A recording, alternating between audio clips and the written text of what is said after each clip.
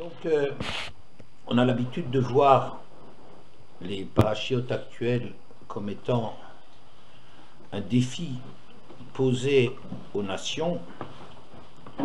Yuducha Elohim Amim Yuducha Amim Kulam. Le Zohar il dit: les nations te connaissent, Hachem. Toutes les nations te connaissent.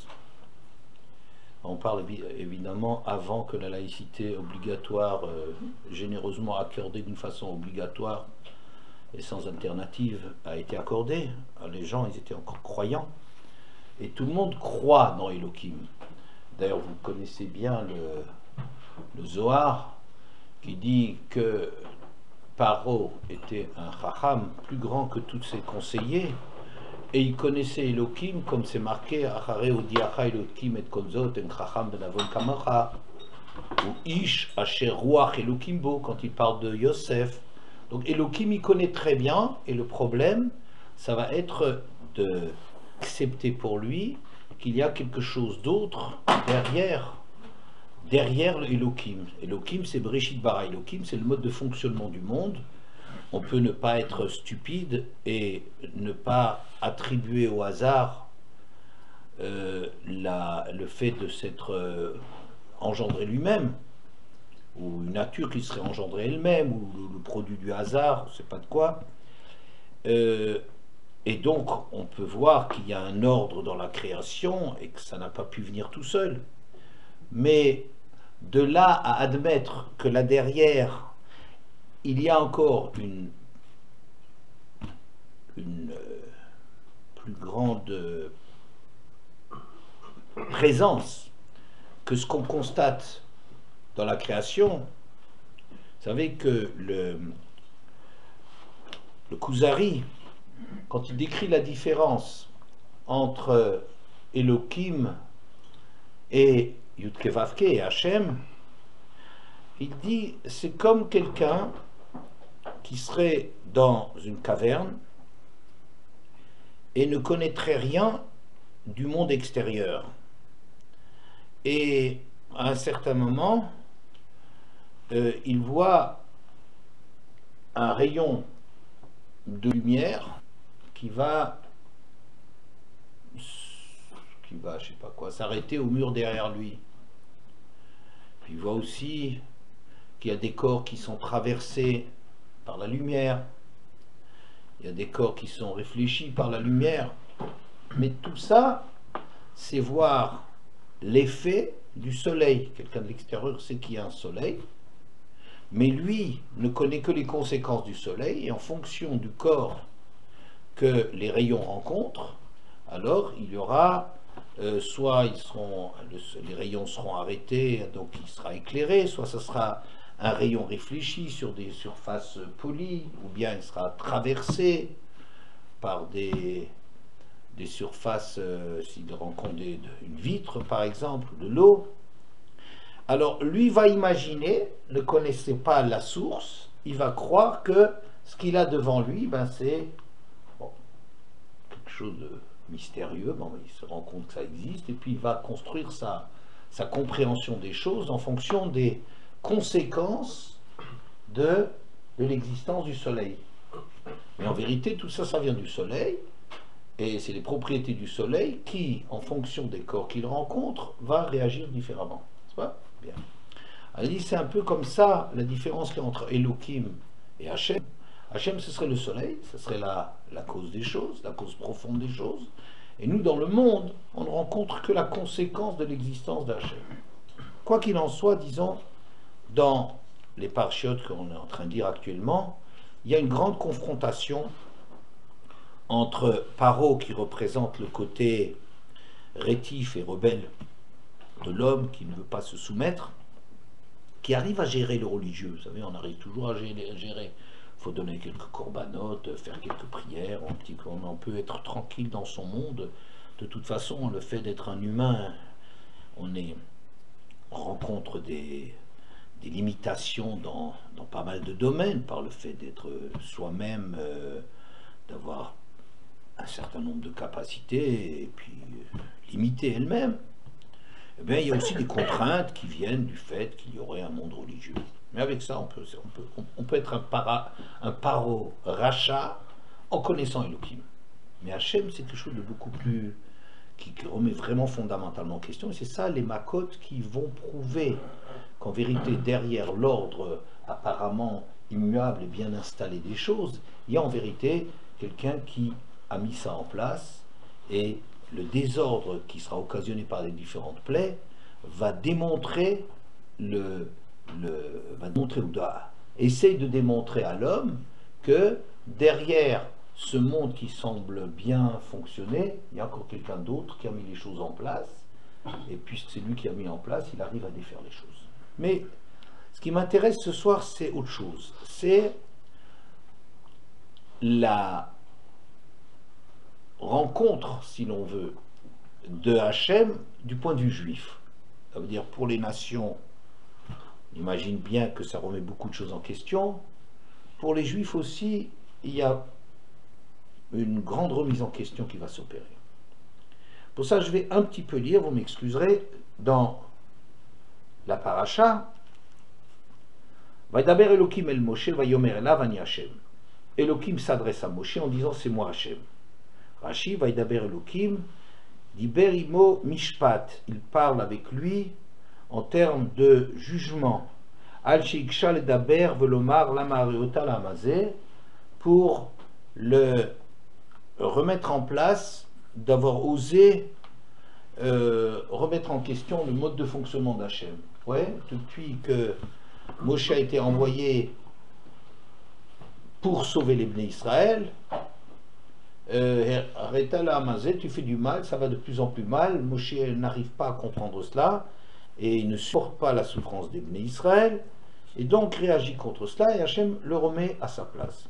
La difficulté un petit peu de cette introduction, à mon avis, c'est qu'on vient de voir le dernier pasouk de la parashat Shemot déjà disait cela, hein, si vous vous souvenez, Ata tiré Vayomer Hashem el Moshe, Ata tiré Asher esse le Pharaon, qui biat chazaka yishalchem, biat chazaka yigorchem erzor. Tu verras, dit Hashem à Moshe, à présent tu pourras voir ce que je vais faire à Paro, car voilà, et maintenant il va vous renvoyer. Maintenant que tu comprends que tu ne comprends rien, vous voyez, que tu n'arrives pas à mettre Hashem en équation et comprendre Hashem, maintenant que tu as perdu cette illusion de comprendre le mode de fonctionnement d'Hachem, maintenant tu es mûr pour voir la réalisation d'eux. Et Rashi, déjà sur place, disait Atatiré, Hirartan midotai, lo ka Avram, shamartilo, kibitzrak, etc. Tu remets en question mon mode de fonctionnement. C'est pas comme Avram. Avram, je lui ai promis un enfant, après je lui demande de sacrifier l'enfant. Oui. Alors, Velo irer achar midotai, Avram, il n'a rien remis en question. Le fikar a tiré, c'est pour ça que maintenant tu vas voir. C'est-à-dire, Heasu, il le paro tiré. La réponse à ta question de dire, mais les Bnei Israël ne sortent pas. Ça, tu verras, oui, comme ils vont sortir. Mais, Velo Heasu, le malché shiva ou mot, tu ne verras pas, par contre, l'entrée en Eretz, qui est la promesse faite au Havot, celle-là tu la verras pas, c'est seulement maintenant que tu vas voir sur ta question. Mais le fait que tu as remis des choses en question du point de vue des agissements d'Hachem, tu seras sanctionné de ne pas rentrer en Eretz. D'accord? Bien. C'est un peu étonnant que la paracha suivante remette ça. Quand Hachem, il n'insiste pas. Ça y est, bon, moi il a compris. Une remontrance d'Hachem, c'est énorme, ça suffit pour Moshe. On remet ça, on a l'impression de, voilà, Vaidaber Elohim el Moshe. Vayomer elav, Ani Hashem, pour lui dire, non pas, comme on s'attendrait, Ani Elohim, si on commence à dire, Vaidaber Elohim el Moshe, Vayomer elav, Ani Elohim.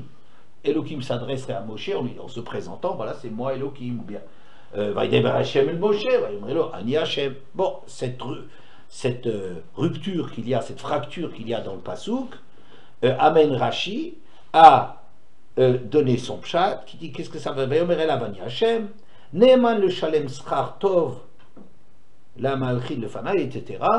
Moi, le nom d'Hachem, c'est celui qui punit et récompense.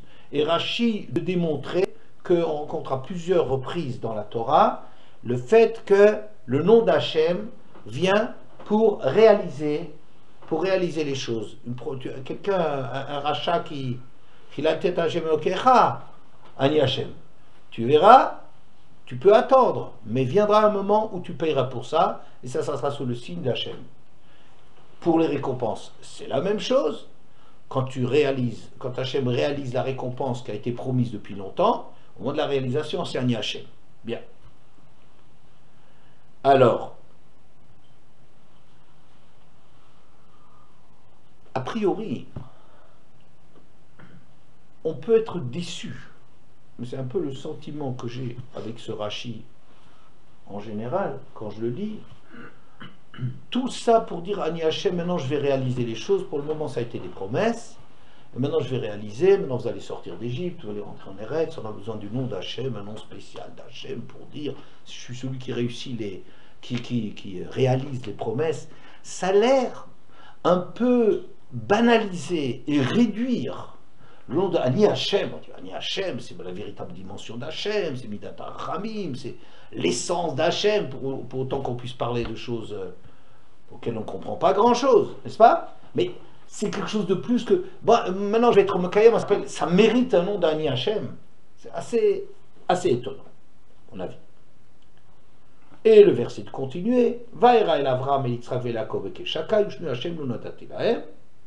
Vaera el Avot, je suis apparu au Avot, bekel Shakai, c'est-à-dire, bon, Yiftartim Haftachot, vekulan amarti lahem kel Shakai. Les promesses que je leur ai faites, chaque fois c'était sous le signe de kel Shakai. Ushmi Hashem lo nodati lahem. Et mon nom d'Hachem, alors on va traduire parce qu'on traduit mal. Et mon nom Hachem, je ne leur ai pas fait connaître. Le nom que je leur ai fait connaître quand j'ai fait des promesses, c'était El Shaddai. Et le nom Hachem, celui-là, je ne leur ai pas fait connaître. On peut être étonné de cela parce que Avram connaissait parfaitement le nom d'Hachem. Hachem Elokim Bamaïda Kirashena. Il connaissait le nom d'Hachem. Les Bnei Israël, dans la fin de Shemot, Hachem ne s'était pas encore présenté comme Ani Hachem, il parlait déjà d'Hachem. Vous connaissez le nom d'Hachem. Rashi dit attention, il ne faut pas traduire de travers. L'onodati lahem, je ne l'aurais pas fait connaître, parce qu'il connaissait ce nom, mais ce n'est pas marqué l'ohodati. S'il s'agissait que le nom d'Hachem, ils ne connaissaient pas, ils n'ont jamais entendu ce nom. Alors ça aurait été l'ohodati lahem. Mais l'onodati, dit Rashi, je ne me suis pas fait connaître sous ce nom. Ce qui est tout à fait autre chose. Ça veut dire, connaître le nom d'Hachem correspond à une attitude d'Hachem. Par exemple, Elohim, on sait très bien, c'est Midat Hadin, c'est Hachem qui juge le monde, ou qui met en place des lois. Ouais, bon, on connaît. Tzvaakot, c'est Hachem qui dirige le monde et toutes ses capacités. Elle, c'est soit une mida de chesed, ça peut être parfois c'est une mida de force. Bon. Il y a des noms qui signifient quelque chose, et le nom qui est réservé pour parler d'Hachem en tant que tel, et pas tel qu'on le comprend à travers ses agissements, à travers ses actes. Alors, ce nom-là, la théorie qu'il y a une dimension d'Hachem, ça tout le monde le connaît. Mais l'avoir vu en pratique, non. Ce que Rashi dit, sur la façon suivante, Ela lo nodati, lo nikarti lahem b'midat amitit sheli, she'alea nikra shemi Hashem. Je ne me suis pas fait connaître à eux sous l'aspect de ma mida amitit, sheli, sous mon jour véritable, pour lequel je m'appelle Ani Hachem. D'accord? Neeman, la maître de Vari, quelqu'un qui réalise ses promesses. Donc, très bien, Rashi, il n'a pas perdu la ligne, il revient à ce qu'il avait dit sur Ani Hachem. Ce mot d'Hachem, qui est le mot de la réalisation, c'est un mot, c'est un mode de relation avec l'homme qui n'a encore pas existé. Pour le moment, il n'y a que des promesses. Bien. Vegam akimoti, vegam akimoti et briti, tam la tête la meteretz kenan, eteretz mugre, masher garouba, et j'ai également établi une alliance avec eux pour leur donner la terre de Canaan, etc. Rashi, vegam akimoti et briti, vegam que shenir eti lahem bekel shaldai, hitzavti ve'emati briti beni uvenem, quand je me suis présenté sous le nom de El Shaddai, je leur ai fait une alliance de les faire entrer en Eretz. Bon, ça a l'air un peu mystérieux ce dont il s'agit. Ça veut dire quoi? On a l'impression, pourquoi? D'abord, la remarque que je me fais donc de Ani Hashem, c'est tout ce qu'on trouve à dire quand on parle de la dimension véritable d'Hachem, c'est celui qui réalise les promesses. Comme s'il est lié au fait, il y a eu des promesses, encore non tenues, maintenant qu'elles vont se réaliser, c'est Ani Hashem. Les Midat Amitit Sheli, c'est vraiment la dimension vraie d'Hachem, c'est de réaliser. C'est un peu faible, apparemment, comme contenu de la Mida véritable d'Hachem. Ensuite, il faut aussi comprendre pourquoi est-ce qu'ici, Rashi, et par la suite, mais ça je vous épargne cela, il va nous montrer que chaque fois qu'Hachem a promis la terre, il dit El Shaddai. Pourquoi ce nom? On pourrait dire, bon, il y a le nom d'Hachem qui est le nom de la réalisation, a été un nom spécial pour la réalisation, mais le nom de la promesse, on voit qu'en vérité, ça relève toujours de El Shaddai. Qu'est-ce que ce nom de El Shaddai, un Dieu tout-puissant, enfin il y a plusieurs traductions possibles, et un nom qui est spécifique pour les promesses, puisque Rashi après va démontrer, il va dire, tu vois, chez Abraham c'était El Shaddai, je te donnerai la terre au moment du Brit. Et ensuite Yitzhak, lui Hachem n'a pas dit qu'El Shaddai, il dit, je te donnerai la promesse d'Abraham. Et avec Yaakov, on recommence avec El Shaddai. Vous voyez? Qu'est-ce que ce nom a de spécial pour être un nom de promesse? Hein? Voilà.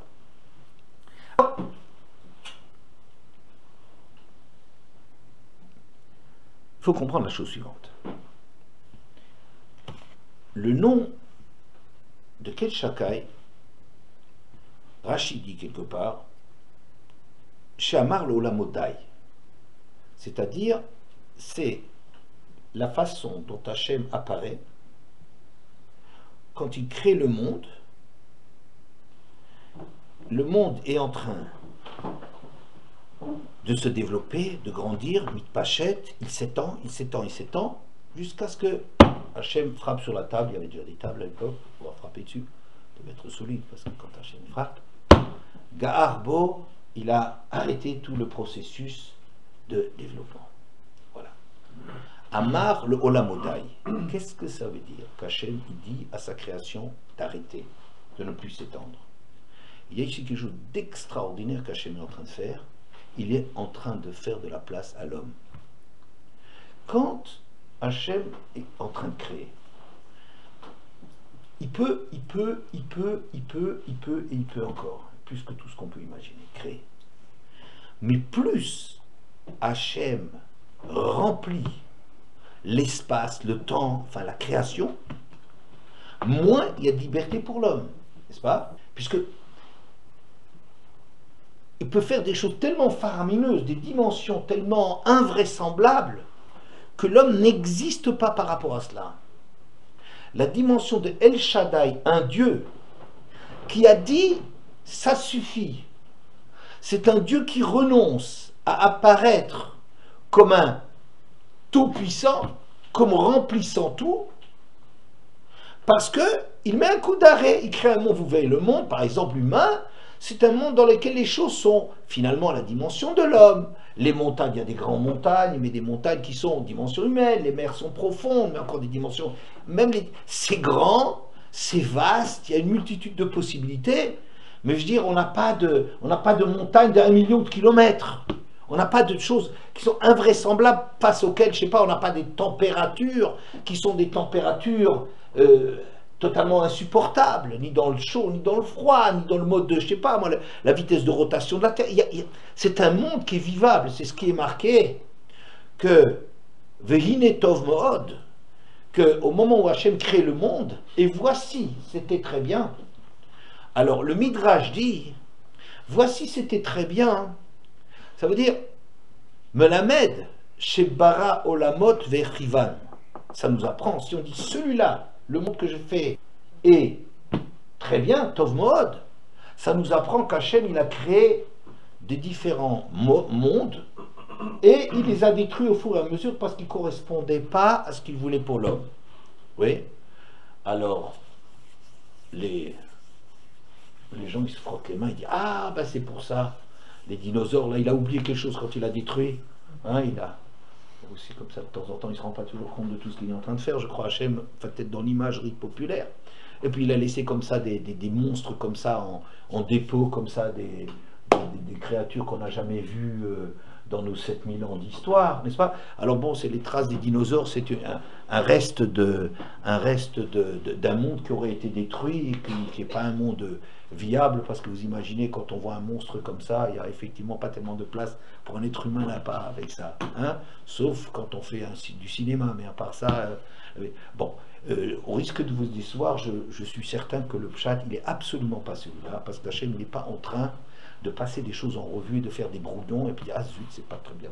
Au fond, allez, on efface ça, on recommence. Oui, on fait comme ça un peu une espèce de un Dieu à visage tellement humain qu'il est en train de passer en revue tous les mondes, et puis tiens, celui-là est pas mal comme monde. Ouais, je vais encore un petit peu améliorer, que les arbres en vert ça irait mieux qu'en bleu. Tiens, alors hop, on va mettre une couche d'octure. Alors on a l'impression que maintenant le monde vit en mode ah il est bien, ça nous apprend que Hachem il a. C'est pas ça que ça veut dire. Au risque de vous décevoir, il n'y a jamais eu d'autre création qu'une seule création, qui est celle-là, parce qu'Hachem il sait tout de suite ce qu'il faut faire. Mais ce qu'on veut nous dire avec ce midrash, c'est nous dire que sache que le monde que tu as est exactement le monde qui correspond à ce qu'il doit être. Ça veut dire parmi toutes les éventuelles possibles de créer un monde, Hachem a créé un monde viable pour l'homme. Tout de suite, parce qu'il ne fait pas d'erreur, il ne fait pas des approximations. C'est pas comme ça qu'il fonctionne. Mais Hinetov Mood, ça veut dire ce monde-là, c'est un monde qui correspond à tous les choix qui ont été éliminés pour avoir le monde qui correspond. Mais c'est quelque chose d'instantané, il n'y a jamais eu d'autres créations, il n'y a pas... Je n'attendais pas de moi de vous dire est-ce que les dinosaures ont existé ou n'ont pas existé, ça je ne vous dirai pas, mais ils ne viennent pas d'un monde ancien mal détruit, hein. Ça c'est pas du tout ça. Voilà. Le nom de Shaddai, c'est un nom qui traduit la préoccupation d'Hachem de ne pas étouffer l'homme par sa toute-puissance. Si le monde était mitpachet, c'est-à-dire si Hachem avait laissé faire le monde, comme démonstration de sa toute-puissance, de sa supériorité, il n'y aurait plus de place pour aucune liberté pour l'homme. L'homme aurait étouffé devant l'évidence de la grandeur infinie d'Hachem. Et c'est pour cela, sans doute, que quand on parle de la mitzvah de Mila, le nom, c'est la première fois on voit le nom de El Shaddai qui apparaît. Anik El Shaddai, Italech le Fanaï ve Tamim, fait la mitzvah de Mila. Pourquoi? Parce que c'est Hachem demande à l'homme de finalement agir de la même façon, c'est-à-dire de ne pas aller au bout de sa tendance, sa créativité naturelle, mais de mettre un coup d'arrêt, et d'être forcé d'intérioriser les choses pour trouver à l'intérieur de lui une dimension beaucoup plus profonde de création. N'est-ce pas? La Orla, c'est quoi? La Orla, c'est le mode de fonctionnement naturel. Et au niveau du monde, en général, on va développer, on essaie de développer au maximum toutes ces potentialités, et on ne fait que extraire de soi, disons, les possibilités qu'on a, mais qui sont déjà là à l'origine. La Mila, c'est-à-dire la coupure de cela, la Orla, c'est-à-dire de s'arrêter dans sa capacité naturelle de créer, et à partir de là, donc, toute cette remise en question pour arriver à trouver une profondeur à l'intérieur de soi, d'avoir recours à des choses qui sont plus... Ouais. Bon. C'est ça le El Shaddai. Donc quoi? Il y a quelque chose de terrible qui est créé quand Hachem arrête son action. Parce que en même temps il laisse de la place à l'homme pour respirer, il laisse de la place à l'humain, mais il introduit un décalage considérable entre la dimension vraie d'Hachem et ce qu'il en laisse apparaître. Donc, toutes les interrogations qu'on peut avoir sur Hachem, toute la liberté de manœuvre qu'on a, ou la liberté de pensée qui nous est donnée, le mal dans le monde, c'est tout dans ce fait qu'Hachem n'a pas tout rempli. Hachem n'a pas verrouillé le monde. Le El Shaddai, c'est un décalage, c'est introduire un décalage dans lequel l'homme doit faire son chemin, mais dans lequel il y a de la place. Qu'est-ce que ça veut dire? Que la place qui est faite à l'homme, c'est une place qui est une liberté de nier Hachem, de jeter tout, de reconnaître. Parce que Hachem n'a pas tout dit. Si Hachem avait tout dit, alors ça aurait été formidable, on n'aurait que des bonnes réponses, mais il n'y aurait plus d'existence de l'homme, aucun intérêt de l'existence de l'homme. Pourquoi? Parce qu'Hachem aurait tout montré sa toute-puissance, il n'y aurait pas de possibilité de le nier. Donc cette dimension de El Shaddai est typiquement la dimension dans laquelle on assiste, on peut parler de promesses, c'est-à-dire qu'est-ce que c'est les promesses? C'est-à-dire de décaler le but, la finalité, qui est de reconnaître la toute-puissance d'Hachem, et ce qui est donné à l'homme, qui en vérité est un monde qui est incomplet, imparfait. Donc, pourquoi ici on est en train de parler au niveau des promesses? Toujours sous le signe de El Shaddai, parce que c'est ça typiquement l'aspect d'Hachem qui introduit une distance entre ce qui est souhaitable et ce qui est donné. Vous voyez? Donc, c'est pas un nom par hasard, un des noms d'Hachem par lesquels il fait les promesses qui auraient été choisis, c'est le nom de El Shaddai, c'est-à-dire le nom qui correspond à ce qu'Hachem c'est une chose, mais ce qu'il laisse apparaître de lui, c'est une distance. Et c'est ça ce qu'on dira dans la Gemara, que vous connaissez sans doute tous, Lo komo shani nirtav ani nikra. Je ne suis pas dans la Torah, on ne lit pas le nom d'Hachem de la même façon qu'il est écrit. Parce que ce qui est écrit comme nom, c'est Yud Ke Vav Ke, c'est-à-dire une dimension, la vraie dimension d'Hachem, si on peut dire entre guillemets. Et le nom tel qu'il nous apparaît, c'est-à-dire tel que le lecteur va le lire, c'est Adon. C'est de se rendre compte qu'il y a un maître dans le monde. Il y a un décalage dans le monde, et ce décalage existe aussi à l'intérieur de l'homme. On ne demande pas à un homme de bénir sur un malheur, quelque chose qui ressent comme un malheur, de la même façon qu'on lui demande de dire à Tov Amétiv quand il arrive quelque chose de bien. Ça veut dire que l'homme aussi il est créé avec cette espèce de liberté de manœuvre sur lequel, quand quelque chose nous arrive et qui est positif, là-dedans on retrouve Hachem, et quand c'est quelque chose de négatif, on nous demande de dire Baruch Dayana Emet. Juste de reconnaître la légitimité de ce qui arrive, mais c'est le problème de la Emouna. Vous voyez? Tout l'espace qu'il y a dans le El Shaddai, c'est la nécessité de la Emouna. Qu'est-ce que c'est la Emouna?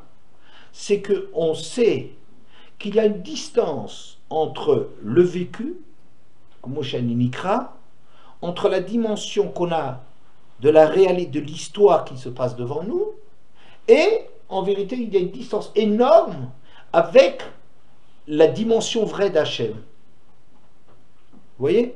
C'est ça la dimension de la Emouna, c'est ça. La Emouna, c'est quoi? Emouna, c'est quand je dis Amen. C'est quoi? C'est que je dis que le Shem Yichud Kedusha Brichut Shkinte, unifier le nom d'Hachem et son aspect, et la Shrina, de dire qu'en vérité, c'est pas dissocié, mais on veut recoller les choses et on demande à Hachem de se montrer encore et qu'on reconnaisse et qu'on voit, qu'on prenne encore davantage sa dimension vraie, en dépit de ce qu'on vit d'une distance. Donc Amen, vous savez, ça fait 91, c'est juste un détail, c'est 26 et 65. 26 Yudke Vavke et Adnout. C'est comme le Nikra venir Tav, l'écrit et l'oral, finalement du nom d'Hachem, on voudrait qu'ils s'unifient, c'est-à-dire cette distance qu'il y a dans un monde dans lequel il y a du mal, et on a du mal avec ce monde, et de reconnaître que ce monde émane d'Hachem qui est parfait. Cette difficulté, c'est la dimension de Emouna, qui est le monde dans lequel évoluent les Havot. Ça qui est important. Enfin, qu'est-ce que je suis en train de dire? Que j'ai demandé au début, pourquoi est-ce que le nom de Kel Shakai était le nom, c'était ma deuxième question, c'est le nom sous lequel chaque fois on voit les promesses faites au Havot. Oui. Pourquoi c'est comme ça? Parce que c'est ça la dimension de l'homme. Le El Shaddai permet une dimension, la construction d'une dimension de l'homme. Qu'est-ce que ça veut dire la dimension de l'homme? C'est de gérer cette question, cette interrogation qu'on a du fait qu'il y a de l'espace entre la dimension vraie d'Hachem et celle qui laisse apparaître. C'est la Emouna qui est le domaine de cette évolution. C'est pour ça que les Avot, Ma'aminim, Bene Ma'aminim, ça va être toujours quelque chose qui sera rattaché au Avot, et tout spécialement à Avraham Avinu. C'est la dimension d'Emouna. La dimension d'Hachem, c'est tout à fait autre chose. La dimension d'Hachem, c'est une dimension où, si vous voulez, Hachem retrouve, où on retrouve chez lui la maîtrise qu'il a, Midat Amitit Sheli. Midat Amitit Sheli, c'est quoi? C'est qu'en vérité, Hachem a abandonné ça dans sa façon de se faire percevoir dans le monde. On vit ça au niveau de la Emouna. On connaît le nom d'Hachem. Oui, l'Ohodat Ilahem l'Octive. C'est marqué, on connaît, Hachem nous a tenus informés qu'il y a une dimension, et Abraham la connaît, une dimension de perfection d'Hachem, mais il a laissé la dimension, il a laissé un espace pour qu'il y ait une dimension de l'homme qui se crée, et l'homme se crée sur la Emouna. La dimension de l'homme, c'est la Emouna, c'est-à-dire de réagir à ce scandale qu'il y a, que Hachem n'est pas perçu de la façon dont il est réellement. Oui, le Komoshani Nirtav Aninikra. La dimension telle qu'elle est, la dimension véritable d'Hachem, et la dimension telle qu'elle est perçue par le lecteur, il y a une tension entre les deux, et la Emouna, c'est de comprendre que, en vérité, même si à distance, c'est un chesed qu'Hachem il nous fait pour qu'on puisse respirer. C'est le nom de El Shaddai. Donc le nom de El Shaddai est un nom qui est intentionnellement choisi et qui définit la grandeur des Havot. Par opposition au nom d'Hachem, Midat Amitit Sheli, c'est pas que Hachem n'est là que pour réaliser les promesses. C'est pas quelque chose tel qu'on a l'impression que Rashi ne dit pas plus que cela. C'est une dimension d'Hachem non dépendant du monde. Oui, c'est-à-dire c'est la dimension vraie d'Hachem telle qu'elle descend, elle ne dépend pas des actions des hommes. Là où Hachem reprend la maîtrise. Alors, reprendre la maîtrise amène avec elle la réalisation des promesses. Oui, donc toute l'histoire et le but de l'humanité, toute l'histoire de l'humanité, elle est l'histoire de cette Emouna, c'est-à-dire d'arriver à vivre ce décalage qu'Hachem a créé dans le monde. Oui, et voilà. Hein, c'est ça, c'est l'histoire des Havot. Ouais. La Gemara dit dans Chagiga, au nom de Rav, Kolmi, She'eino, Be'ester Panim, Eino Mehem. Kolmi She'eino, Be'vaya Lechol, Eino Mehem. Tout celui qui ne vit pas dans le Hester Panim, dans le voilement de la face d'Hachem, dans l'incompréhension par rapport à Hachem, ne fait pas partie du peuple juif. Tout celui qui n'est pas dans Vaya Lechol, qui n'est pas livré à l'arbitraire des nations, ne fait pas partie du peuple juif. Oui, Rashi dit, là-bas, qu'est-ce que ça veut dire qu'on est dans le Hester, Hester Beni Starti Panay Mehem, Shetzoek Mitzarot Habaot Alav, Ve'eino Neene Shelo Yavou. Il peut crier sur tous les malheurs qui y arrivent, et sa prière, elle n'arrive pas à se faire entendre. Celui qui n'a pas cette douleur de l'incompréhension, de la distance avec Hachem, oui, celui-là ne fait pas partie du peuple juif. C'est quelque chose de très considérable. Et c'est une différence radicale entre le mode de fonctionnement des nations et le mode de fonctionnement d'Israël. Vous savez bien que Shlomo HaMelech, quand il a construit le Beth HaMikdash, il a fait une tfila.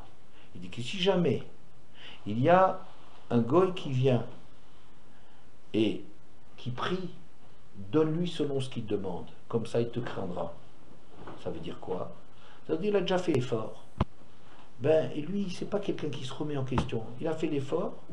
Si tu ne lui réponds pas, il va croire, chas de shalom, que Dieu n'existe pas, il faut le chercher ailleurs. Donc pour les nations, il a fait un petit quelque chose. Réponds-lui comme ça. Il dira, il est fort celui-là. Ouais, ça marche, il le craindra. Mais si c'est Israël qui vient, tu ne lui donnes que s'il le mérite. Tu ne donnes que s'il le mérite, c'est-à-dire que Israël vive dans ce problème de la distance qu'il y a, qu'une chose elle n'est pas automatique, que ce n'est pas un dur, on n'est pas en train de dominer Hachem. Fais-le en fonction, car tu connais son cœur, tu sais ce qui se passe à l'intérieur de lui, et ainsi il te reconnaîtra, il te craindra. C'est extraordinaire. La même formule, et il te craindra, que pour les nations, c'est s'il te prie et que tu lui donnes, il te craindra. Pour Israël, s'il prie vers toi et que tu ne lui réponds que s'il le mérite, comme ça il te craindra. C'est-à-dire que cette dimension de Emouna, c'est ça notre rapport à Hachem. Tout celui qui ne vit pas dans cette distance qu'il y a par rapport à Hachem, c'est pas un truc qui marche, Hachem. Je peux très bien avoir une souffrance et avoir des interrogations. Et ça, c'est une invitation à creuser, à approfondir la compréhension d'Hachem. Comme vous voyez que Moshe Rabbeinu a eu la même difficulté au début de la paracha, il ne comprenait pas, et Hachem lui a dit, Ata tiré. C'est maintenant que tu comprends que tu ne comprends pas, tu comprends que tu n'as pas une maîtrise sur Hachem, tu comprends qu'Hachem il t'échappe, et il n'est pas à ta disposition dans la façon dont toi tu l'envisages, maintenant tu vas avoir la réponse. Mais tant que tu imagines que parce qu'Hachem t'envoie sauver les Bnei Israël, ça va marcher et qu'il faudrait que ça se traduise par une amélioration de leur sort, alors on ne peut pas te répondre à ce moment-là parce que tu auras l'impression de croire que tu as compris Hachem et tu sais comment il fonctionne. Oui? Maintenant que tu es dans l'incompréhension, dans le Hester Panim, maintenant que par rapport à Hachem, tu es dans le Hester Panim, eh bien, maintenant tu peux arriver à la Midat, à Mituchelo. Oui? Voilà. Moshe Rabbeinu, lui, il traduit autre chose. Moshe Rabbeinu, ça traduit la réalisation. C'est la réalisation, ça veut dire que Moshe Rabbeinu, bien qu'il a une émouna, évidemment sans faille, le problème n'est pas là, mais lui, c'est l'homme de la Torah, c'est-à-dire l'homme de la compréhension. Je veux comprendre, je veux que les choses elles soient, c'est la grandeur qui est donnée aussi à côté de la émouna, c'est la possibilité à l'homme de comprendre le mode de fonctionnement. Vous voyez? Et ça, c'est Moshe, c'est l'homme de la réalisation. Et dans cette mesure-là, Moshe, est un homme qui a une difficulté avec la Emouna. Pas imaginer le moindre instant qu'il manque quoi que ce soit dans la Emouna de Moshe, chas de shalom d'imaginer une stupidité pareille. Mais Moshe, son mode de fonctionnement, c'est la réalisation. Son mode de réalisation, c'est d'arriver que bien qu'il y ait un fossé énorme, le fossé énorme de Emouna, c'est une chose sur laquelle les Havot ont construit la dimension d'Israël, et je dis plus que cela. On voit que le Brit, c'est le Rashi que je vous ai apporté, le Brit a été fait avec le El Shaddai. Ça, c'est quelque chose de très fondamental, parce que nous, on croit que la mida la plus importante du peuple juif, c'est la Torah, et il me semble, j'ai encore d'autres textes sur lesquels je m'appuie, que la mida la plus véritable et la plus essentielle du peuple juif, c'est la Emouna. Et le Brit, ici, on voit aussi, en passant, que Rashi dit c'est sur le nom de El Shaddai, c'est-à-dire sur cette tension, incompréhension, possibilité des Esther Panim, c'est ça qui est le domaine de l'évolution des Juifs, et c'est d'ailleurs ça qui les sépare et qui les différencie de ce qui se passe au niveau des nations. N'est-ce pas? C'est extrêmement important, c'est ça la dimension-là. Mais, à côté de la Emouna, il y a quelque chose qui s'appelle la Torah, et la Torah c'est aussi un mode de compréhension et une obligation de comprendre qu'Hachem, c'est pas parce qu'Hachem se cache, c'est pas parce qu'Hachem est, si l'on peut dire, complexe ou compliqué à comprendre, c'est pas pour autant que ça n'a pas de sens. Vous comprenez? C'est vrai, il faut bien comprendre. C'est vrai qu'Hachem est extrêmement complexe, si l'on peut parler, même d'approcher des mots comme ça. Il est extrêmement complexe, mais ça n'est pas qu'il est irrationnel et qu'il fait du n'importe quoi. La difficulté qu'on a de comprendre Hachem, c'est pas parce qu'Hachem fonctionne n'importe comment du tout, mais c'est parce que c'est un domaine, enfin, Hachem gère tellement d'infinité de paramètres qu'il est exceptionnellement difficile de comprendre comment ça fonctionne. Mais ce n'est pas l'irrationalité. Chas de shalom pas. Il ne faut pas croire qu'Hachem, on ne le comprend pas parce qu'il fait n'importe quoi. Hachem fait tout sauf n'importe quoi. Il fait que des choses qui correspondent à quelque chose, mais la raison d'être est tellement complexe, comme si par exemple une personne se demande pourquoi c'est difficile, pourquoi la vie est difficile. Alors si on va expliquer, un peu lui montrer la quantité invraisemblable de paramètres qui ont à jouer pour fixer son sort, ça dépend tellement, il dépend tellement de la réaction qu'il va avoir d'après ce qu'Hachem va lui faire, et sa réaction qui va entraîner des retours sur sa famille, sur son milieu, et puis il y a aussi la place des autres, et ça c'est rien du tout, c'est une goutte d'eau dans la complexité de la difficulté de comprendre pourquoi une personne, il lui arrive telle et telle chose. Mais ça, c'est ça la Torah. La Torah, c'est l'obligation indépendamment du comportement de l'homme, qu'il y a la dimension qu'on retrouve la dimension d'Hachem.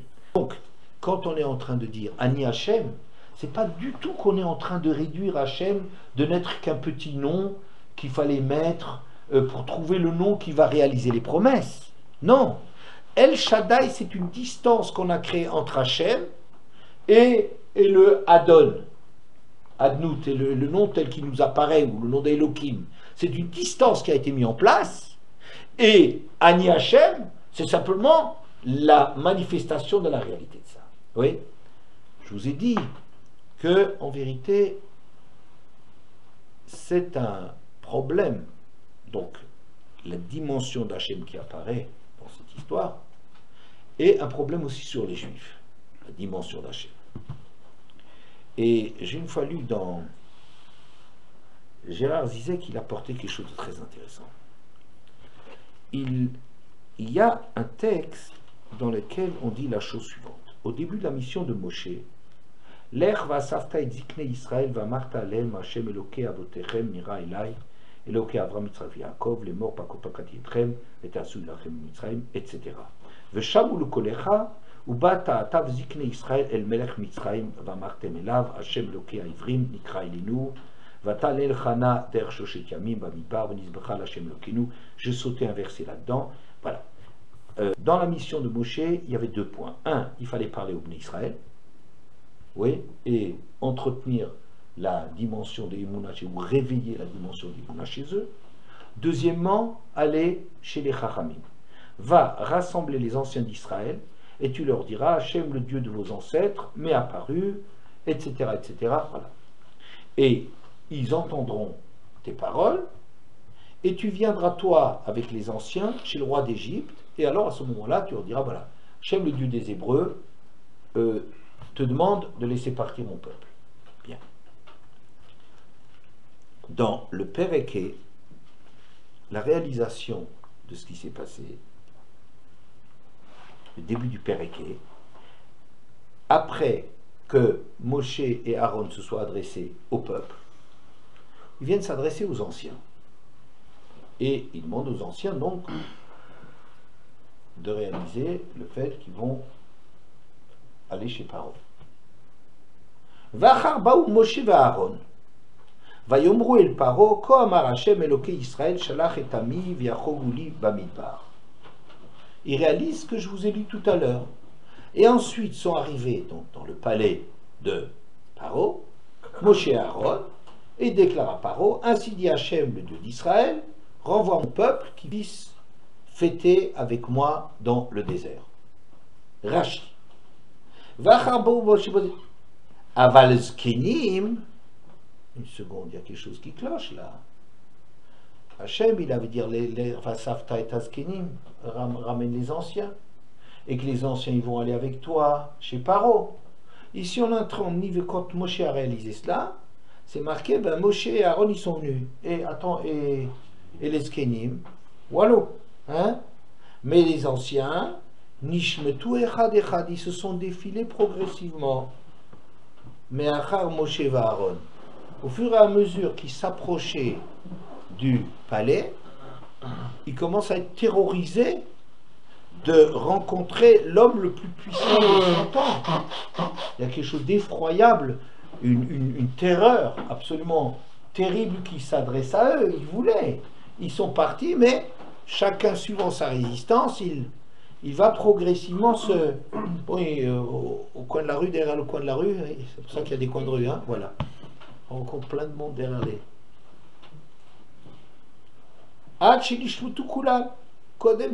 Le Paltin. Jusqu'à ce qu'en fin de compte, tout le monde s'est éclipsé quand on est arrivé chez Paro, et c'est pour ça qu'il n'y a que Moshe et Aaron. Le fit chez Yaroul Alechet, parce qu'ils avaient peur d'y aller. Ou Besinaï Nifra Lahem, et ils ont payé cela, leur débandade là, oui, ils l'ont payé au Sinaï, Venigash Moshe Levado. Et comme c'est marqué là-bas, à Parshat Mishpatim, que Moshe seul, il s'est approché. Aaron est resté pour gérer le peuple, et Moshe c'est le seul qui allait. Vehem Loigashu. Et eux, non. Herzirum la Achorehem. Restez à vos places. Oui? Alors, on a l'impression, quand on lit cela, que quoi? Que il y a ici une espèce de règlement de compte. Hein? Comme le titeur Hachem, quoi, il leur garde rancune, il se souvient, il se venge d'eux parce qu'ils sont dégonflés, alors il va les. Alors, ah bon, ça va, c'est se venger sans dire le mot, parce que Chas v'Shalom, on ne va pas prêter ça à Hachem, mais la vérité entre nous, on pourrait dire que c'est quand même un peu. On leur a payé, quoi, on leur a fait payer leur truc, peut-être sans dire là. Alors, Gérard, il disait quelque chose de formidable. Il disait, si ils ont peur du olamazé, de la menace que signifie Paro, ils sont aussi incapables d'affronter la dimension vraie d'Hachem. Quelque chose de très remarquable qu'il dit. Quelqu'un qui n'est pas capable de surmonter les interrogations qu'il a par rapport à ce monde, la terreur, on la comprend bien, mais qui n'est pas capable de surmonter cela au nom d'Hachem, ça veut dire qu'il lui manque quelque chose fondamentalement, il ne peut pas entendre jusqu'au bout ce que ça veut dire Hachem. Si quelqu'un n'a pas cette dimension d'Emouna, c'est-à-dire que de savoir qu'en dépit du danger évident et visible et apparent qu'il y a d'aller dans le palais de ce monstre, oui, si en dépit, il n'arrive pas à comprendre que Hachem, que la réalité d'Hachem, elle le sauve de ça, puisqu'Hachem leur a bien dit, voilà, vous devez aller avec Moshe et Aaron. Donc, en dépit de la promesse d'Hachem, ils ne sont pas capables de gérer ça. Donc, ils n'ont pas cette dimension d'Emouna. Ils sont aussi incapables d'entendre l'implication, ce que ça veut dire Hachem. On ne peut entendre la dimension vraie d'Hachem que par le fait qu'on est confronté à une difficulté dans sa vie, une difficulté dans la Emouna. Si on a une difficulté des Emouna, on n'arrive pas, si on n'arrive pas à surmonter cela, on n'entendra pas véritablement ce que ça veut dire Hachem.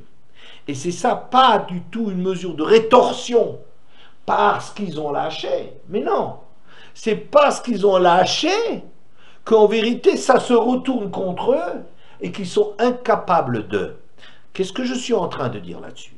Qu'en vérité il y a dans cette paracha un problème qui est le suivant. Il y a une mida dans lequel de notre vécu à nous, qui est tout ce qu'on a, qui nous est légué par les Avot, cette confiance fondamentale que même si le monde est difficile et incompréhensible, il y a une raison d'être à ce monde. Ça, on a hérité des Avot, et le brit qu'Hachem y fait avec les Bnei Israël, c'est sur cette dimension de Emouna. Mais il y a une autre dimension qui est incarnée par Moshe Rabbeinu, qui arrivait à entendre la véritable portée, les véritables réponses d'Hachem, qui dépend, on voit ici avec les anciens, qui dépend de sa façon, de sa capacité de gérer l'interrogation, la peur qu'on a dans le monde. Ouais.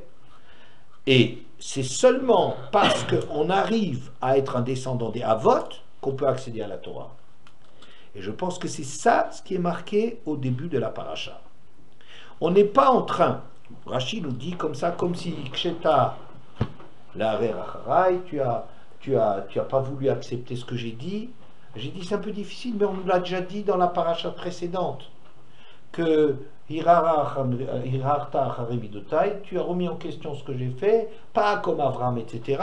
Et maintenant on remet tout le truc, on resserre un nouveau plat, quoi. Je dis quoi, Hachem, il est en train de re-sanctionner Moshe, de lui dire encore, et de lui dire à nouveau, ah, tu t'es permis de dire Lama Areo et Alaram, n'est-ce pas? Tu te permets de faire une chose pareille, ouais, et c'est pas comme les Avot, mais ça y est, on l'avait déjà dit.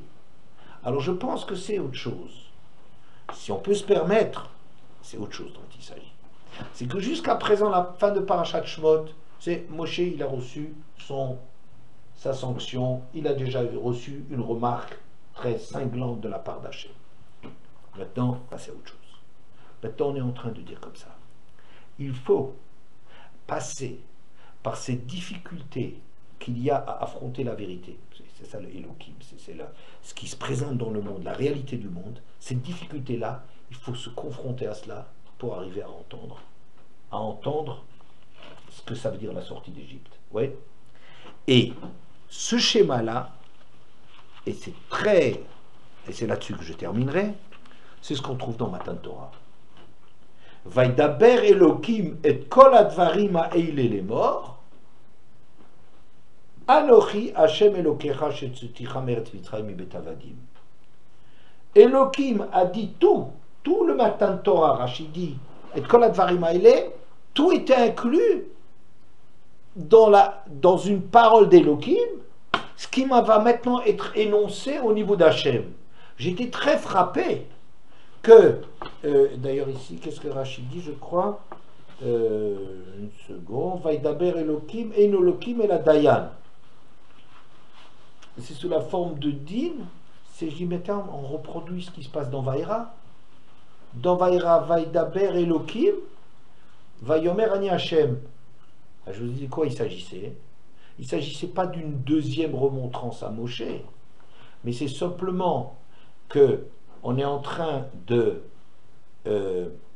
mettre les choses en place et de dire il y a un mode de fonctionnement, un poids dans la réalité, ce qui s'appelle Elohim, oui, et c'est seulement parce que tu te confrontes à cela et que tu vis ça sur le mode de la Ima que tu vas être capable d'entendre véritablement ce que ça veut dire Ani Hashem.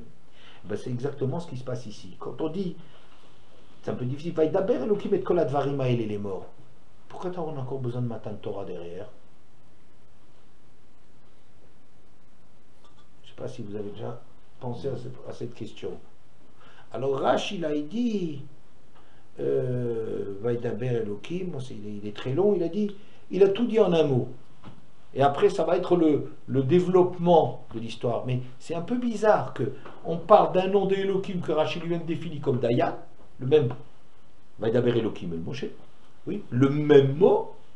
Et puis, il aurait tout dit, Hachem aurait déjà tout dit dans Elohim, et maintenant on va remettre les plats pour dire maintenant Anochi Hachem Elokecha, etc., le Yelecha Elohim Achirim, etc., etc.